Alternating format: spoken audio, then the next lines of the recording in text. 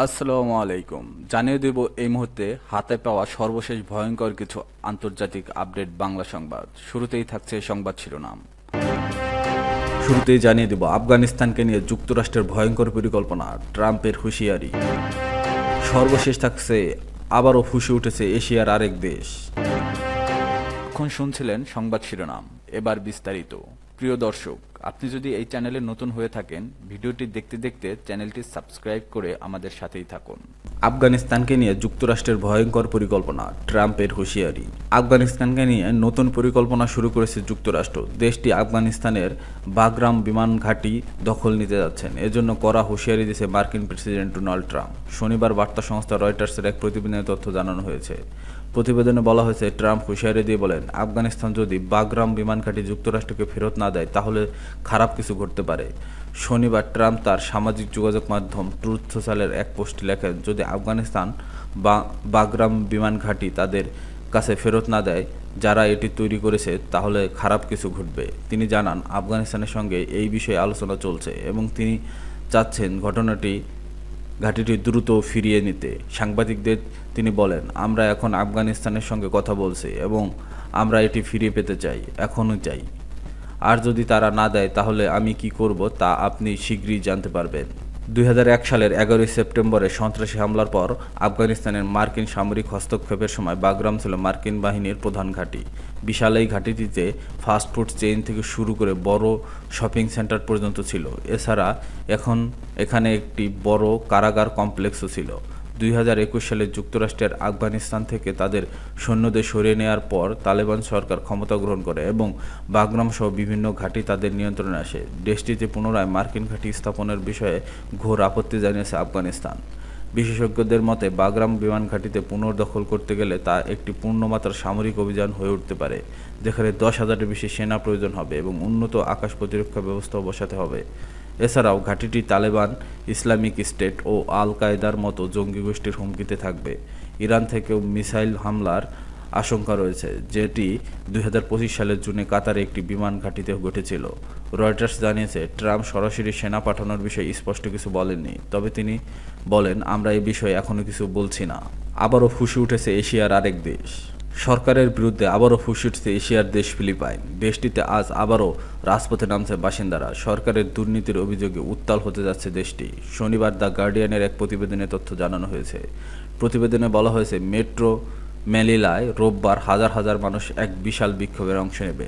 সরকারি অর্থায়নে বন্যা নিয়ন্ত্রণ প্রকল্পে দুর্নীতির অভিযোগ ঘিরে গোটা ফিলিপাইনের জনগণের মধ্যে ক্ষোভ চরমে পৌঁছেছে। এই বিক্ষোভের নাম দেওয়া হয়েছে ট্রিলিয়ন পেসো মার্চ, যার মাধ্যমে 2023 সালের জলবায়ু সম্পর্কিত প্রকল্প থেকে প্রায় 17.6 বিলিয়ন মার্কিন ডলার আত্মসাতের অভিযোগ তুলে ধরা হয়েছে পরিবেশবাদী সংগঠন গ্রিনপিস।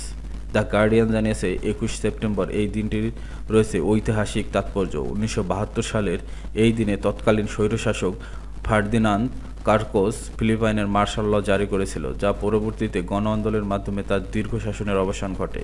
1989 সালে তিনি ব্যাপক দুর্নীতির অভিযোগ ও গণবিক্ষোভের মুখে দেশ ছেড়ে পালিয়ে যান। বর্তমানে ফিলিপাইনের প্রেসিডেন্ট হচ্ছেন ফার্ডিনান্দ বংবং মার্কোস জুনিয়র, সেই স্বৈরশাসকের পুত্র। তিনি জনগণের বিক্ষোভকে সমর্থন জানিয়ে বলেন, আপনারা কি তাদের দোষ দেন রাস্তায় নামার জন্য? আমি যদি প্রেসিডেন্ট না হতাম, আমি হয়তো তারাও সঙ্গে থাকতাম। সবাই ক্ষুব্ধ, আমিও ক্ষুব্ধ। আমাদের সবারই ক্ষুব্ধ হওয়া উচিত, কারণ যা ঘটেছে তা সঠিক নয়। সংবাদ মাধ্যম গামা নেটওয়ার্ক জানিয়েছে, রোববার রাজধানী ম্যানিলায় দুইটি বড় বিক্ষোভ কর্মসূচি হতে যাচ্ছে। সকাল 9টায় রিজাল পার্ক থেকে শুরু করে প্রথম কর্মসূচি, যার শিরোনাম বন্যা মোকাবেলার পদক্ষেপ, দুর্নীতির বিরুদ্ধে আন্দোলন। এতে অংশ নেবে বিশ্ববিদ্যালয়ের শিক্ষার্থীরা, নাগরিক সংগঠন ও বিভিন্ন অ্যাক্টিভিটি গ্রুপ।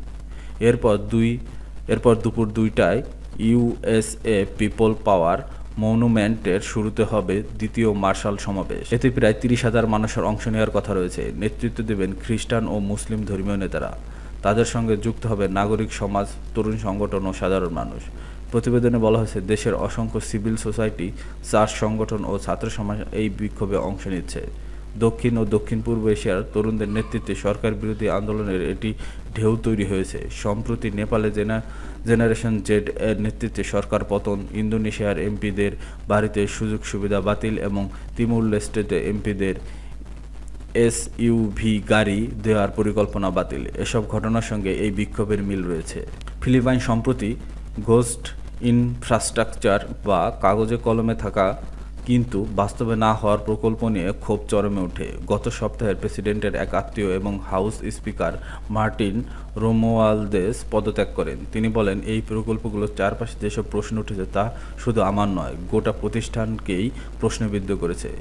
আমি সম্পূর্ণ আন্তরিকতা ও পরিষ্কার বিবেক নিয়ে পদত্যাগ করছি, যাতে স্বাধীন কমিশন নিরপেক্ষভাবে তদন্ত চালাতে পারে।